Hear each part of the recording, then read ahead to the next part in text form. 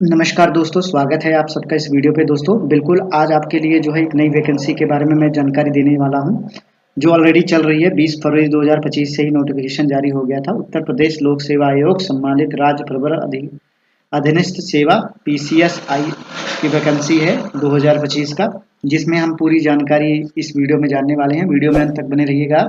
अगर आप चैनल पे नए हैं तो ऋषि हेल्पिंग ब्रांच को सब्सक्राइब कर लीजिए यूट्यूब पे। अगर आप हमें फेसबुक या इंस्टाग्राम पे देख रहे हैं तो हमारे पेज को फॉलो कीजिए, ऋषि ऑनलाइन सर्विस सेंटर को। इस वीडियो को दूसरे स्टूडेंट तक शेयर कर दीजिएगा ताकि सभी स्टूडेंट को जानकारी मिल जाए। और अगर उन्होंने अभी तक फॉर्म भरा नहीं है तो जल्दी भर ले। फॉर्म की फीस भी बहुत कम है, तो आप जरूर भरिएगा। जल्दी से चलते हैं, पूरी जानकारी आपको बताते हैं। तो अगर हम देखते हैं तो ये देखिए एप्लीकेशन स्टार्ट होने की जो डेट है मैं आपको डिटेल्स में बता दे रहा हूँ। तो एप्लीकेशन 20 फरवरी 2025 से चालू हो गई है। लास्ट डेट है 24 मार्च 2025 और 24 मार्च 2025 ही फीस भरने की लास्ट डेट है। अगर कोई करेक्शन करना है तो 2 अप्रैल से आप कर सकते हैं, जो कि लास्ट डेट 2 अप्रैल 2025 की रहेगी। एग्जामिनेशन की बात करते हैं तो ये अक्टूबर 2025 में आपका एग्जाम होगा, 12 अक्टूबर 2025 को। एडमिट कार्ड उससे पहले आपको मिल जाएगा। अगर एप्लीकेशन फीस की बात करते हैं, जनरल OBC के लिए मात्र 125 रुपये फीस है।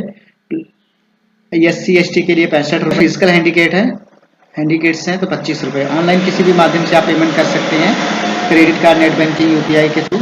अगर हम बात करते हैं तो एज लिमिट जो यहाँ पे ली गई है 1 जुलाई 2025 से दी जाएगी। मिनिमम एज आपकी 21 साल होनी चाहिए, मैक्सिमम 40 साल होनी चाहिए। इसके अलावा आपको छूट भी मिल जाएगा।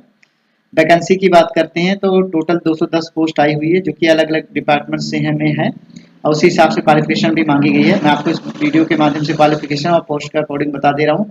अगर कंबाइंड अपर सबॉर्डिनेट सर्विस की बात करते हैं तो 200 पोस्ट है और इसके लिए जो क्वालिफिकेशन मांगी गई है मात्र ग्रेजुएशन मांगी गई है, किसी भी स्ट्रीम से होना चाहिए पूरे भारत में। Assistant conversion of forest ASF की अगर बात करते हैं 10 पोस्ट है, बैचलर डिग्री मांगी गई है। लेकिन इसमें आपके पास जो है बॉटनी, जूलॉजी या केमिस्ट्री, फिजिक्स, मैथ के साथ होना चाहिए, या फिर जूलॉजी, फॉरेस्ट स्टैटिस्टिक्स और बैचलर डिग्री होनी चाहिए। एग्रीकल्चरिस्ट और बैचलर डिग्री होनी चाहिए इंजीनियरिंग में।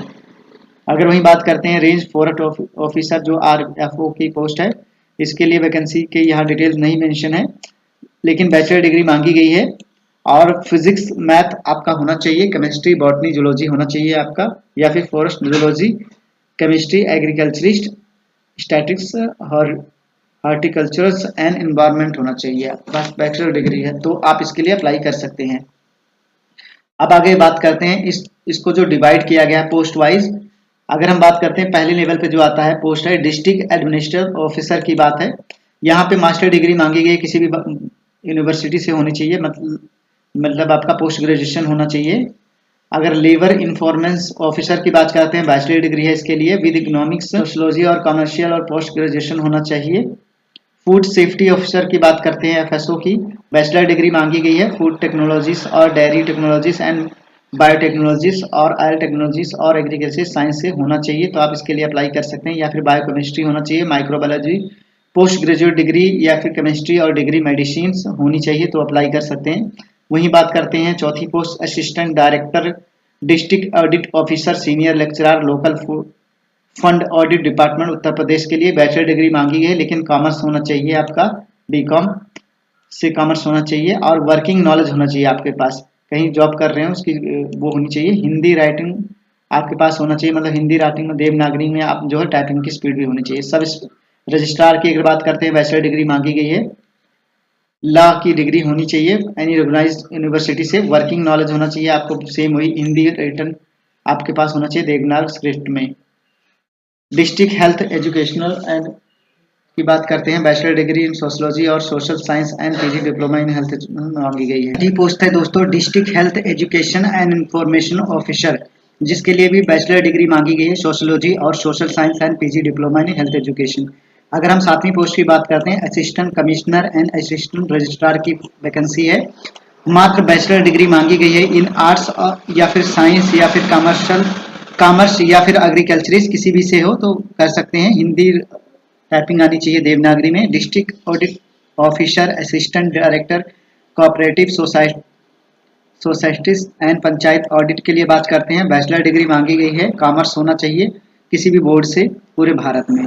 हिंदी रिटर्न का आपको पास जो है जानकारी होनी चाहिए। असिस्टेंट लेबर कमिश्नर की बात करते हैं, मास्टर डिग्री इकोनॉमिक्स से होना चाहिए। Sociology, commercial law, labour business management, personal management की जानकारी आपके पास होना चाहिए। 10वीं बात करते हैं, असिस्टेंट कमिश्नर की बात है, इंडस्ट्रीज के लिए मास्टर डिग्री मांगी गई है, आर्ट्स से या फिर साइंस से होगा तो भी चल सकता है, कॉमर्स और टेक्नोलॉजी भी होगा तो बात बन जाएगी। वर्किंग नॉलेज की बात करते हैं, हिंदी की जानकारी होनी चाहिए। नेशनल रिसर्च ऑफिसर की बात करते हैं, मास्टर डिग्री मांगी है, केमिस्ट्री फिजिकल बोर्ड से आपकी क्वालिफिकेशन होनी चाहिए। 12वीं की बात करते हैं, अगर 12वीं पोस्ट जो मांगी है, स्टेशनल प्रोस्पेक्शन ऑफिसर की वाटर ट्रांसपोर्ट के लिए बैचलर डिग्री लॉ से होना चाहिए, LLB 3 इयर्स का होना चाहिए या 5 इयर्स का, किसी भी यूनिवर्सिटीज पूरे भारत में तो हो जाएगा। कहीं काम करने का एक्सपीरियंस भी होना चाहिए और आपकी हिंदी देवनागरी की जानकारी की टाइपिंग वगैरह होनी चाहिए। टेक्निकल असिस्टेंट की बात करते हैं, केमिस्ट्री मास्टर डिग्री मांगी गई है, केमिस्ट्री में आपका 50 क्वेश्चन मार्क्स होना चाहिए। ये अगर आप है तो आप इसको जो है अप्लाई कर सकते हैं। अब अगर हम बात करते हैं फॉर्म को कैसे भरना है, फॉर्म को भरने के लिए आपको 2 चरण होता है। पहला चरण होता है OTR, वन टाइम रजिस्ट्रेशन। इसको करने के बिना आप फॉर्म नहीं भर पाएंगे, इसको भरिएगा, जिसमें आपकी कुछ जरूरी इन्फॉर्मेशन मांगी जाती है। 10th बेस पे नाम होना चाहिए सेम, आधार कार्ड में नाम सेम होना चाहिए, मोबाइल नंबर, ईमेल ID वगैरह बना के रजिस्ट्रेशन हो जाएगा तो वन टाइम रजिस्ट्रेशन हो जाता है। उसके बाद फिर आपको उत्तर प्रदेश पब्लिक सर्विस की जो ऑफिशियल वेबसाइट है, जिसका लिंक मैंने डिस्क्रिप्शन में डाल दिया है, वहां पे आप जाके आगे का फॉर्म प्रोसेस कर सकते हैं।